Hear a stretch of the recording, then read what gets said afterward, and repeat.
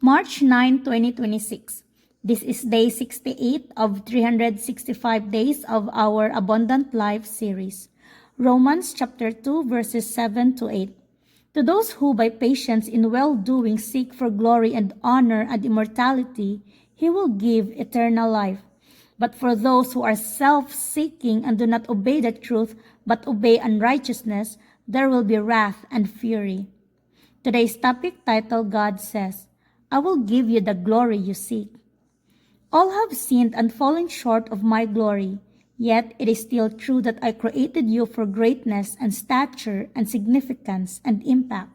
That is why you long to be admired and to stand out, and why it hurts so much when you are degraded and trivialized. You yearn for significance, and that is good. It's not wrong to long to be special. What's right or wrong is not the longing, but how you go about getting it satisfied. Will you turn to me for this? Will you anchor your sense of glory and accomplishment in the glory of the cross and the accomplishments of my resurrection?